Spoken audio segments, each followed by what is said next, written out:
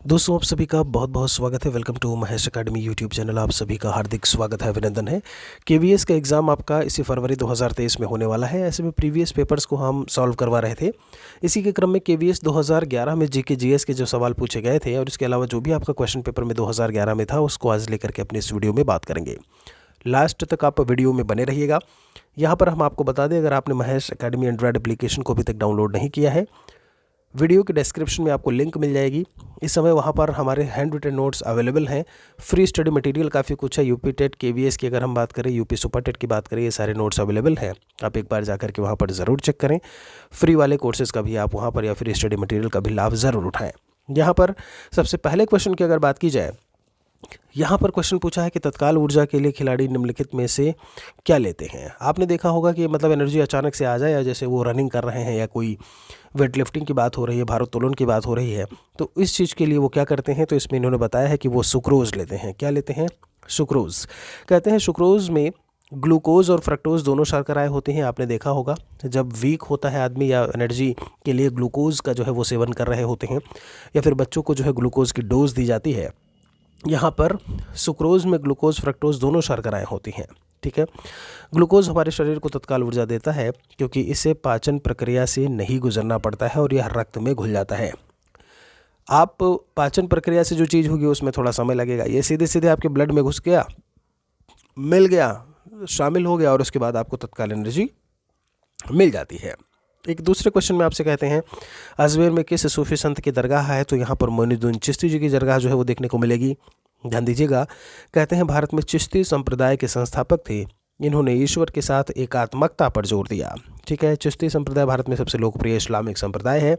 एकात्मकता मतलब कहीं ना कहीं एक ईश्वरवाद की बात करें, एक ही ईश्वर, उस चीज़ को लेकर के बात करना। आगे तीसरे क्वेश्चन पर आपको ले चलते हैं। कहते हैं किस पदार्थ या सामग्री में से ध्वनि सर्वाधिक धीमी गति से गमन करती है। बहुत ही बेसिक से क्वेश्चन है। तो जीके जीएस के साथ यहाँ पर जो सवाल है वो साइंस के आपको देखने को मिल रहे हैं। आपको लग रहा होगा कि आपके सिलेबस में साइंस नहीं है तो हमें नहीं पढ़ना है।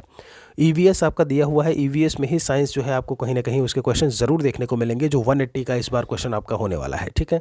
वायु है, शीशा है, लकड़ी है और जल दिया हुआ है। तो ध्वनि सर्वाधिक धीमी गति से जब गमन करने की बात करते हैं, ये वायु है। वायु में ध्वनि की चाल सबसे कम 343 मीटर पर सेकंड होती है।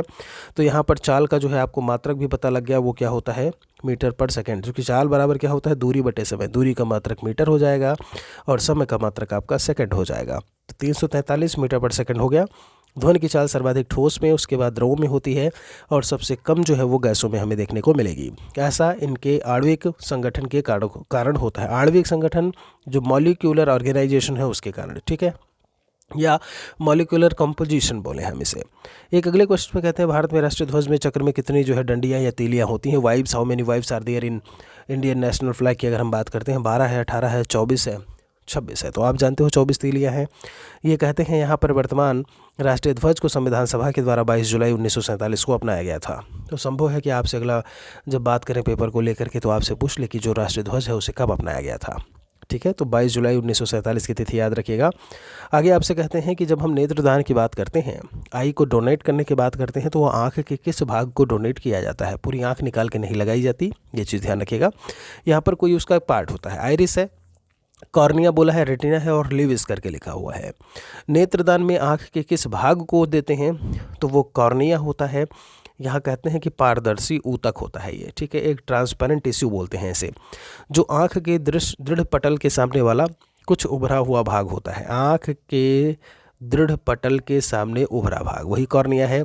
इसके खराब होने की दशा में या तो दृष्टि कम हो जाती है या फिर खो जाती है, और इसी को क्या कर दिया जाता है? रिप्लेस कर दिया जाता है। अगले क्वेश्चन में कहते हैं कौन सा एक टेनिस खिलाड़ी नहीं है? Serena Williams, Steffi Graf, Martina Navratilova और यहाँ पर रिकी पॉन्टिंग का नाम लिखा हुआ है।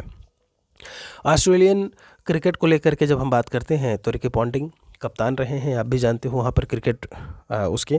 तो रिकी पॉन्टिंग जो है वो टेनिस के खिलाड़ी नहीं हैं, क्रिकेट से रिलेट करते हैं। बाकी सभी के सभी खिलाड़ी जो है वो किससे हैं? टेनिस के खिलाड़ी हैं। आगे आपको लेकर के चलते हैं एक और सवाल पर। इस क्वेश्चन में आपसे 7 नंबर क्वेश्चन में कहते हैं कि सामान्य मानव शरीर में क्रोमोसोम्स की संख्या कितनी होती है? गुणसूत्रों की संख्या कितनी है? ठीक है। जब हम आपको पढ़ा रहे थे तो ईवीएस में सारी चीज़ों के बारे में हमने पढ़ाया हुआ है, थ्योरी पूरा कंप्लीट है। जो सीडीपी की थ्योरी है, मुख्य मुख्य टॉपिक वो आपको जल्दी ही मिल जाएंगे, वो भी हम आपको पढ़ाएंगे ज़रूर। आपका पेपर अभी जब बात करते हैं तो 20 फरवरी के बाद संभव है, किन्हीं दिनों में होगा, ठीक है। तो ये कहते हैं 46 होगा, 43 है यहाँ पर, 44 दिया हुआ है। और ये क्रोमोसोम्स की संख्या, तो जोड़े में होता अगर तो 23 होता, ऐसे आपको 23 का दुगना कितना हो जाएगा, 46। कहते हैं गुणसूत्रों की संख्या 46 होती है। गुणसूत्र प्रोटीन से बने धागे जैसी संरचनाएं होती हैं। किससे बनी होती हैं, प्रोटीन से बनी होती हैं, ठीक है। और डीएनए का एक अणु है जो आनुवांशिक सामग्री को कोशिका से कोशिका तक ले जाने का कार्य करता है। इसे याद रखिएगा, आनुवांशिक सामग्री, हेरिडिटिकल जो भी पार्ट्स होते हैं। कहते हैं 46 गुणसूत्रों में पुरुषों तथा महिलाओं के 22 जोड़ी होते हैं ऐसे में, जबकि पुरुषों में, जरा गौर करिएगा, इसे बहुत इंपॉर्टेंट है आपका, जब हम 46 आपके क्रोमोसोम्स की बात करते हैं तो पुरुष और महिलाओं में 22 जोड़ी यानी 44 गुणसूत्र एक जैसे होते हैं, ठीक है, सेम होंगे। जबकि पुरुषों में जो 23वीं जोड़ी होती है, ध्यान दीजिए, वो गुणसूत्र XY होता है और महिलाओं में वही क्या होता है, XX होता है, ठीक है। इनको लिंग गुणसूत्र कहते हैं और इसी से लिंग का निर्धारण होता है। तो आपको अच्छी तरीके से पता होगा, मैं कई बार आपको बताया हूँ कि लड़का होना, किसी भी, अगर मैं लेडी की बात करूँ, उससे अगर लड़के होने के को लेकर के बात करें तो उसके लिए जो जिम्मेदार है वो कौन है, जो पुरुष का गुणसूत्र है वो क्या होगा, XY होता है। चूँकि XX गर्ल्स के लिए होता है, XY जो है वो बॉय के लिए होगा, ठीक है। तो इस चीज़ को जो है यहाँ से ध्यान रखिएगा। आगे ले चलते हैं आपको, भारतीय रेलवे की अधिकतम आय जो है वो कहाँ से होती है, यात्री भाड़ा है, यातायात कर है, यात्री कर दिया है, माल भाड़ा। ध्यान दीजिएगा, माल भाड़ा यहाँ पर कहते हैं माल भाड़े से आय होती है। रेलवे के कुल राजस्व का 70% राजस्व जो है वो माल भाड़े से आता है। अभी तक आपके दिमाग में रहा होगा कि इतने सारे लोग चलते हैं तो पक्का जो है यात्री भाड़े से होगा, है ना। लेकिन यहाँ माल भाड़े से सबसे ज़्यादा जो है राजस्व या रेवेन्यू होता है इंडियन रेलवे को। 9 नंबर क्वेश्चन में क्या कहते हैं आपसे, संसद के 2 क्रमिक सत्रों के समय अंतराल किससे अधिक नहीं होने चाहिए, ठीक है। संसद, पार्लियामेंट की अगर हम बात करें तो विधायिका होता है जिसे हम लेजिस्लेचर करके बोल देते हैं। संसद के आपके 3 अंग होते हैं, लोकसभा, राज्यसभा और राष्ट्रपति। लोकसभा आपका लोअर हाउस होता है जिसे हम प्रथम सदन भी कहते हैं। लोकसभा में मैक्सिमम मेंबर्स जो है वो 550 हो सकते हैं। आपसे यहाँ पर राज्यसभा की बात की जाए तो इसे हम द्वितीय सदन या जिसे हम अपर हाउस के नाम से जानते हैं, और इसमें 250 आपके सदस्य हो सकते हैं। सदस्य मतलब मैं मेंबर ऑफ पार्लियामेंट की बात कर रहा हूँ, जिन्हें MP बोलते हैं, ठीक है, यही MP सदस्य होते हैं।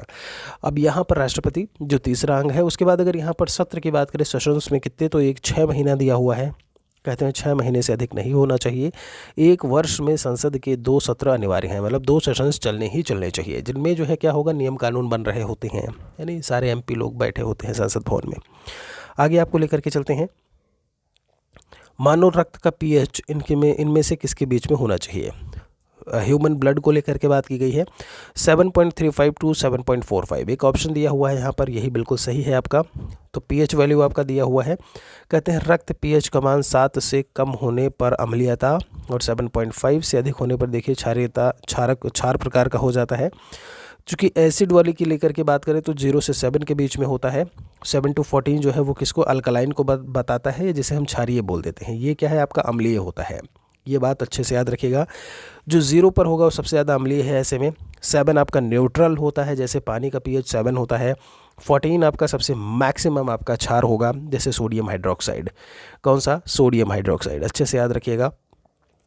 ये बात हो गई।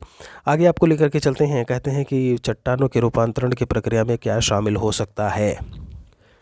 क्वार्टजाइट में परिवर्तित होता हुआ सैंडस्टोन, संगमरमर में परिवर्तित होता हुआ लाइमस्टोन दिया हुआ है, स्लेट में परिवर्तित होती हुई शैल, या फिर इनमें से सभी। तो चट्टानों के रूपांतरण की प्रक्रिया की बात की हुई है। यहाँ पर ज़रा गौर करिएगा, ये कहते हैं आपसे कि भूपटल के नीचे उच्च दाब तथा तापमान के कारण चट्टानों की संरचनाएं बदलती हैं। सीधी सी बात है, किसी भी वस्तु को किसी चीज़ में अगर दबाएंगे आप जो है तो कहीं ना कहीं वो प्रेशराइज होकर के वो दबेगी। और ऐसे ही जब हम बात करते हैं चट्टानों को लेकर के, तो दाब और तापमान के कारण उनमें परिवर्तन देखने को मिलता है। प्रमुख चेंजेस क्या हैं, तो ये जो चेंजेस हैं वो सभी सही हैं कि ग्रेनाइट से नीस, सैंडस्टोन से क्वार्टजाइट, सैल से स्लेट लिखा हुआ है आपका, चूना पत्थर से संगमरमर, कोयला से हीरा, बिटुमिनस से एंथ्रासाइट। आपको आगे लेकर के चलते हैं। अब यहाँ पर आपको ये क्वेश्चन है, आपके लिए क्वेश्चन ऑफ द डे की बात करूँ या फिर इसके कमेंट सेक्शन में ज़रूर बताइएगा, सबसे बेस्ट किस्म का जो आपका कोयला होता है और सबसे वर्स्ट घटिया किस्म का कोयला और सबसे अच्छा कोयला, दोनों के नाम ज़रा कमेंट सेक्शन में लिखिएगा। देखते हैं कितने बच्चे बताते हैं।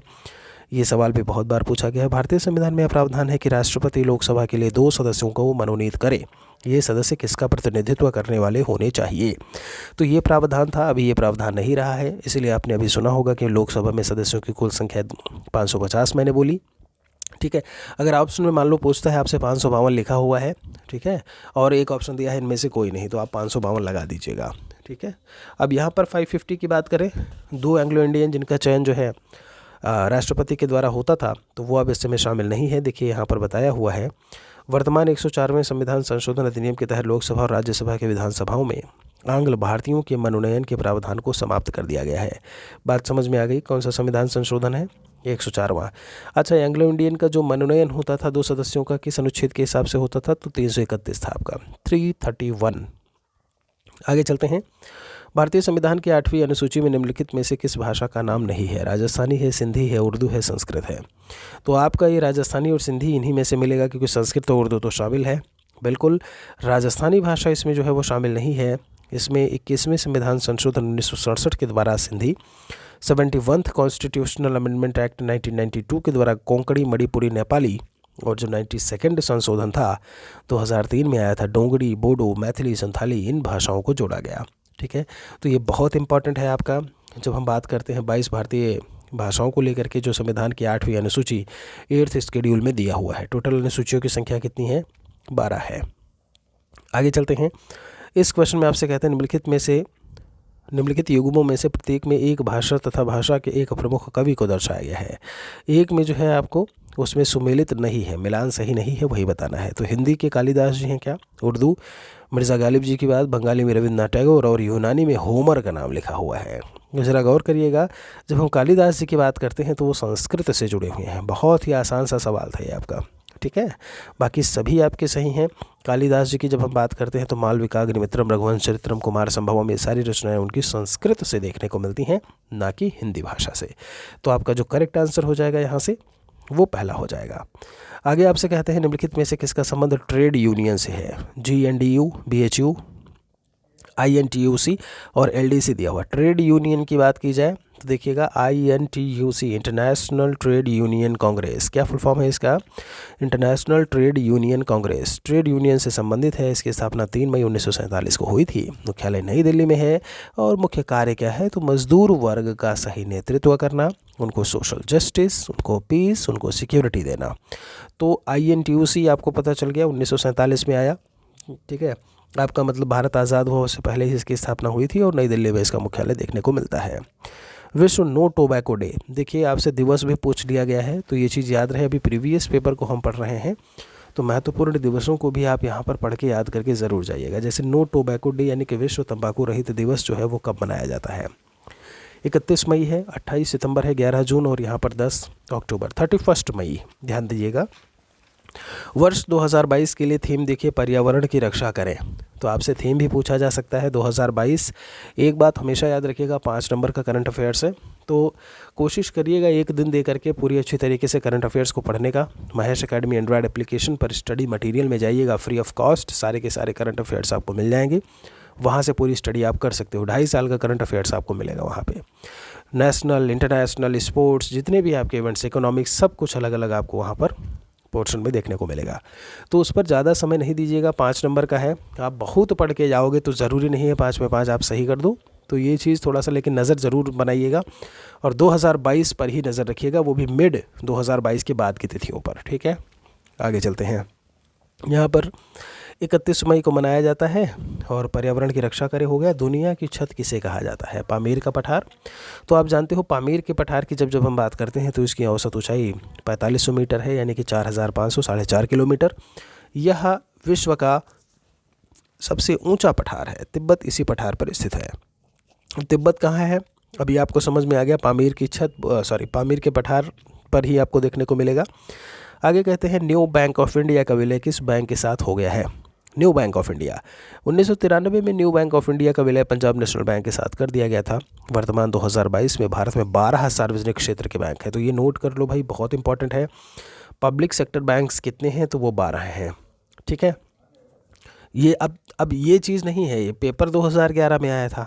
विलय 1993 में हुआ था, तो अभी मैंने कहा मिड 2022 के बाद पढ़िए, तो ज़रूरी नहीं है कि उसी के बाद ही आएगा, क्योंकि यहाँ पर आपसे 1993 में ये विलय हुआ था और यहाँ पर पूछ लिया आपसे, आप समझ रहे हो। तो पीएनबी के साथ हुआ था, इसे याद रखिएगा। आगे कहते हैं अंतर्राष्ट्रीय रेड क्रॉस समिति का मुख्यालय कहाँ है। इंटरनेशनल रेड क्रॉस कमेटी, ये आपको जेनेवा स्विट्ज़रलैंड में देखने को मिलेगा और इसकी स्थापना 1963 में हुई थी तथा यह संस्था युद्ध, संघर्ष और हिंसाग्रस्त क्षेत्रों में प्रभावित लोगों की मदद करती है एवं युद्ध के पीड़ितों की रक्षा करने वाले कानूनों को बढ़ावा देती है। तो ध्यान दीजिएगा, इसका काम क्या है ये भी यहाँ पर बताया हुआ है। स्थापना 1963 में हुई थी, इसे भी याद रखिएगा। और कहाँ पे है रेड क्रॉस सोसाइटी या कमेटी, तो ये आपका जेनेवा स्विट्ज़रलैंड में पड़ेगा। आगे चलते हैं, आपको लेकर के गलत परिभाषा इनमें से कौन सी है, ठीक है। तो कॉन्टूर रेखा, परिरेखा समुद्र तल से ऊपर वह क्षेत्र जिनकी ऊंचाई समान होती है उन्हें कहते हैं। आइसोथर्म मतलब एक जैसे तापमान वाले क्षेत्र को हम आइसोथर्म बोलते हैं। आइसो तो ये तो अच्छा लग रहा है यार, बढ़िया है ये, है ना। आइस हाइट्रस करके लिखा हुआ है, मतलब एक जैसी वर्षा वाले क्षेत्र। और आइसोबाथ लिखा हुआ है कि वह स्थान जहाँ पर वायुमंडलीय दबाव जो है वो एक समान होता है, यानी कि एटमॉस्फेरिक प्रेशर यूनिफॉर्म मिलेगा। तो अब देखिए ये क्वेश्चन जो है कैसे आपका ज्योग्राफी का क्वेश्चन आपसे यहाँ पर पूछा हुआ है। जीके जीएस की बात की जाए, एकदम मस्त वाला सवाल, ठीक है।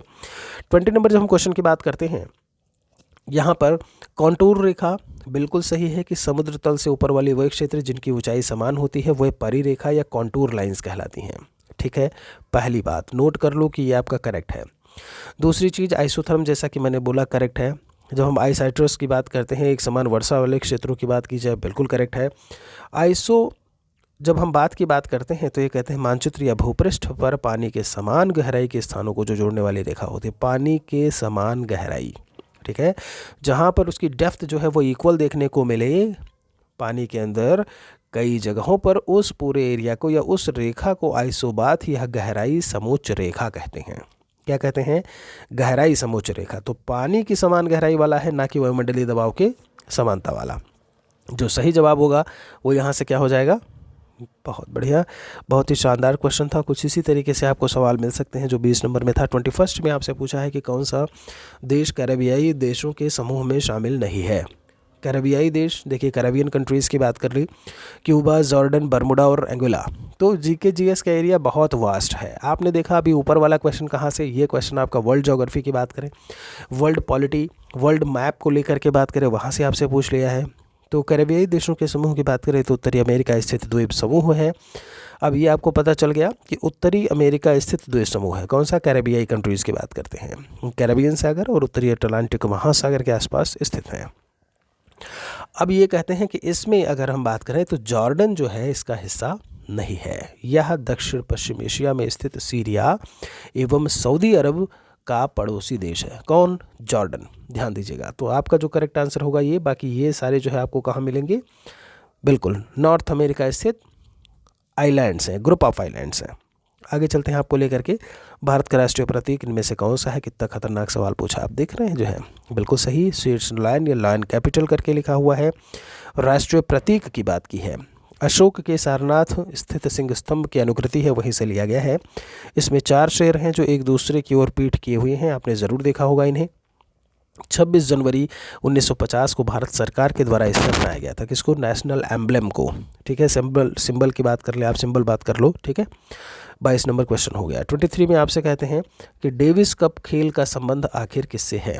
लॉन टेनिस है, क्रिकेट है, हॉकी है, बैडमिंटन दिया है। तो डेविस कप जो है वो आपका लॉन टेनिस से संबंधित है। इस खेल से संबंधित एक अन्य trophy Wimbledon, Australian open, US open, French open आदि हैं। तो डेविस कप की बात करें और लॉन टेनिस में आपने इन सभी का नाम बहुत अच्छे से सुना होगा। विंबलडन का, ऑस्ट्रेलियन ओपन का, यूएस ओपन का, फ्रेंच ओपन का, यही 4 मुख्य जो है आपके लॉन टेनिस वाले देखने को मिलते हैं, ठीक है। बाकी डेविस कप तो है ही आपका। आपसे कहते हैं निम्नलिखित में से कौन सा एक प्रसिद्ध वायलिन वादक है? जिया मोइनुद्दीन खान, एस बालचंद्रन, सज्जाद हुसैन का नाम लिखा हुआ है और एल सुब्रमण्यम लिखा हुआ है। तो इनमें से अगर मैं बात करूँ प्रसिद्ध वायलिन वादक को लेकर के कौन देखने को मिलेंगे, तो ये हैं एल सुब्रमण्यम एक प्रसिद्ध वायलिन वादक हैं, जबकि एस बालचंद्रन एक बीड़ा वादक, सज्जाद हुसैन एक संगीतकार हैं और मोइनुद्दीन खान एक सारंगी वादक हैं। तो इसे आप अपने नोट्स में जब लिखते चल रहे होते हैं ना, वो सबसे शानदार चीज़ होती है। आप लिखोगे तो आपको और अच्छी तरीके से चीज़ें जो है वो याद रहेंगी, पता रहेंगी। आपसे कहते हैं टिप्पणी या टिप्पानी करके लिखा हुआ है। किस राज्य का नृत्य या नृत्यिका है? अभी आपसे फोक डांस पूछ लिया। फोक डांस लोक नृत्य होते हैं, किसी एक क्षेत्र विशेष में ही सीमित होते हैं। भारत में बहुत सारे लोक नृत्य हैं, आप समझ रहे हैं। इसीलिए बोलते हैं जीके जीएस का एरिया बहुत वास्ट होता है। महाराष्ट्र है, गुजरात है, राजस्थान है, मणिपुर है 25 में। तो टिप्पानी की बात करें तो गुजरात से संबंधित है। इसके अतिरिक्त गरबा है, डांडिया है, भवाई है, ये भी आपके गुजरात के लोक नृत्य में आपको देखने को मिलेंगे। ठीक है, इसे नोट करिए। इसके अलावा अगर बात करूँ महाराष्ट्र में तो लावड़ी बहुत फेमस है आपका। ठीक है, लावड़ी यहाँ फेमस है। उसके अलावा कौली है, यहाँ पर धनगरी गज करके है, पोवाड़ा है, डिंडी है। राजस्थान में आपका घूमर आप जानते हो बहुत फेमस है आपका। कठपुतली याद रखिएगा, चक्री है, 13 ताली, ये कई बार पूछा गया है आपका। ठीक है, 13 ताली वाला भी। कालबेलिया करके दिया है, चरी दिया है। मणिपुर की बात करें बसंत रास करके है और लीला दिया है, यहाँ पर नुपा पाला दिया हुआ है, मैं भी करके लिखा है। और यहाँ पर पुगम चोलम, ये कहाँ के आपके? मणिपुर के हैं। तो सभी के फोक डांसेस जो है वो यहाँ पर बताए हुए हैं। इसे नोट कर लीजिएगा कि यहाँ से आपको जो है क्या क्या चीज़ें समझ में आई हैं फ़िलहाल के लिए।